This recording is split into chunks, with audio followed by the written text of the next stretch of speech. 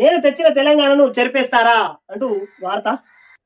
విజయవంతంగా పదవీ కాలం పూర్తి చేసుకున్న జిల్లా పరిషత్ చైర్మన్లను మంగళవారం జరిగిన ఆత్మీయ సమ్మేళనంలో సత్కరించిన బీఆర్ఎస్ అధినేత కేసీఆర్ అంటూ వార్త చేసింది. ఇక్కడ నేను తెచ్చిన తెలంగాణను చెరిపేస్తారా, నేను తెచ్చిన తెలంగాణను చెరిపేస్తారా అంటూ కాక చెప్తున్నాడు.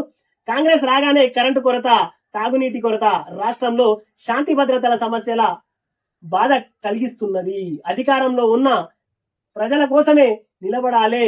రాష్ట్రంలో నియోజకవర్గ సంఖ్య 160కి ఈసారి అధికారంలోకి వస్తే 15 ఏళ్ల పాటు బీఆర్ఎస్ఏ.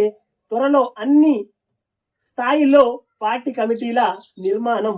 కేసీఆర్ మొత్తం మీద అంతా అయిపోయింది కాక, మళ్ళా ముందడికి రావాలంటే యాడికి వస్తుంది కాక, ఉన్నదంతా అయిపోయింది. నేను తెచ్చిన తెలంగాణను చెరిపేస్తారా అంటూ కాక ఇప్పుడు మళ్ళా చెప్తున్నాడు. కాక నువ్వే తీసుకురాలేదు తెలంగాణ. తెలంగాణలో ఉద్యమకారులు ఉన్నారు, తర్వాత తెలంగాణ యూనివర్సిటీలు ఉన్నాయి, కాలేజీలు ఉన్నాయి, విద్యార్థులు ఉన్నారు, రైతులు ఉన్నారు, మేధావులు ఉన్నారు, కళాకారులు ఉన్నారు. వీళ్ళందరూ చేస్తేనే తెలంగాణ వచ్చింది కాక, నువ్వు చేస్తే తెలంగాణ రాలేదు. జయశంకర్ సార్ తెలంగాణ కోసం పెళ్లి కూడా చేసుకోలేదు సారు. తెలంగాణ రాకముందే కాక జయశంకర్ సార్ పోయారు. అయినా తెలంగాణ కోసం జాతిపిత, తెలంగాణ జాతిపిత జయశంకర్ సార్ ఉన్నారు కాక. కాక నువ్వు నేను తీసుకొచ్చిన తెలంగాణ అని చెప్తున్నావు కాక, నువ్వు కాదు కాక. సకల జనుల సమ్మెలతోని తెలంగాణ వచ్చింది కాక. పల్లె పల్లెన తెలంగాణ, తెలంగాణ నినాదంతో హోరెత్తించింది కాక. హోరెత్తడానికి కారణం నువ్వు అనుకుంటున్నావు కాక, అది కాదు కాక. తెలంగాణలో కళాకారులందరూ, సకల అందరూ, ప్రతి ఒక్కరు చేస్తేనే తెలంగాణ వచ్చింది కాక. అని గుర్తుంచుకోగాక అటు తెలంగాణ సమాజం అంటున్నది కాక.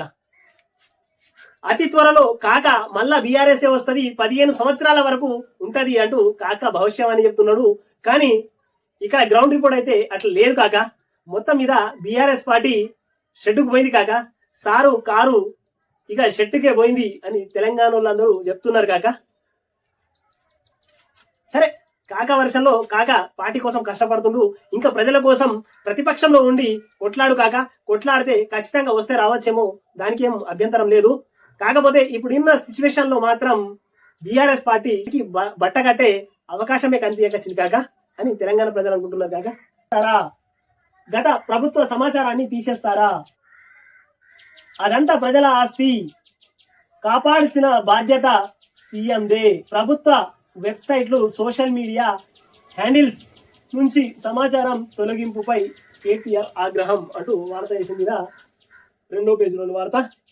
పనికిరానిది అంతా తీసేసిర్రు అంటూ కాంగ్రెస్ వర్గాల్లో చర్చలు. ఫిరాయింపులకు నేను వ్యతిరేకం అంటూ 10వ పేజీలోని వార్త.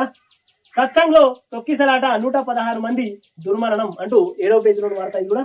ఆర్టీసీలో 3035 కొలువులు, టీజీపీఎస్సీ ద్వారా నియామకం అంటూ 12వ పేజీలోని వార్త. ఇది 10,000 మంది టీచర్లు పాత స్థానాల్లోనే అంటూ 9వ పేజీలోని వార్త. ఇది సర్కారు ఉక్కుపాదం అంటూ వార్త తీసుకొచ్చింది 2వ పేజీలోని వార్త.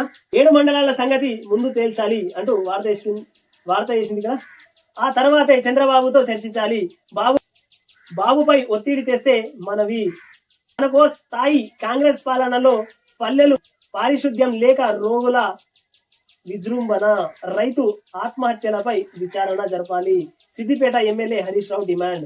7 మండలాల సంగతి ముందు తేల్చాలి అని అంటే అప్పుడు ఉన్నటువంటి నీ మామనే తీసుకుపోయి అప్పచెప్పింది చంద్రబాబుకి. అప్పుడు అడగలేదు, మరి ఇప్పుడు అడుగుతున్నావు అంటూ తెలంగాణ ప్రజలు అంటున్నారు. హరీష్ రావు కాక గడికొక కథ, గడికొక లెక్క ముంగటేసుకొని కూర్చుంటాడు. మొత్తం మీద 10 ఏళ్ల కింద అయిపోయినది. దాన్ని తీసుకొచ్చి ఇప్పుడు అప్పుడు ఇచ్చింది మీరే కదా, నువ్వు ఉన్నావు కదా, అప్పుడు నువ్వేం చేసినావు? ఏమన్నా పనులు తమ్ముతున్నావా అని తెలంగాణ ప్రజలు అడుగుతున్నారు హరీష్ రావు కాక. విలీన గ్రామాలను వెనక్కి తీసుకోండి అంటూ వార్త చేసింది ఇక్కడ. ఏపీ ఆధీనంలో ఆస్తుల స్వాధీనానికి చర్చలు అంటూ 10వ పేజీలోని వార్త. ఇది దళిత జడ్పీటీసీకి ఘోర అవమానం అంటూ వార్త చేసింది ఇక్కడ. చర్చలతోనే సహకారం అంటూ వార్త చేసింది. మీతో భేటీకి నేను సిద్ధం. ఏపీ సీఎం చంద్రబాబుకు రేవంత్ రెడ్డి లేఖ. 6న ప్రజాభవన్లో సమావేశం అవుదామని ఆహ్వానం అంటూ వార్త తీసుకొచ్చింది ఇక్కడ. రేపు కేబినెట్ విస్తరణ అంటూ వార్త వేసింది. 10 మంది ఆశావాహుల్లో ఆ నలుగురు ఎవరో అంటూ వార్త వేసింది. మహేష్ కుమార్ గౌడ్ కు పిసిసి పీఠం అంటూ 10వ పేజీలో వార్త వేసింది ఇక్కడ.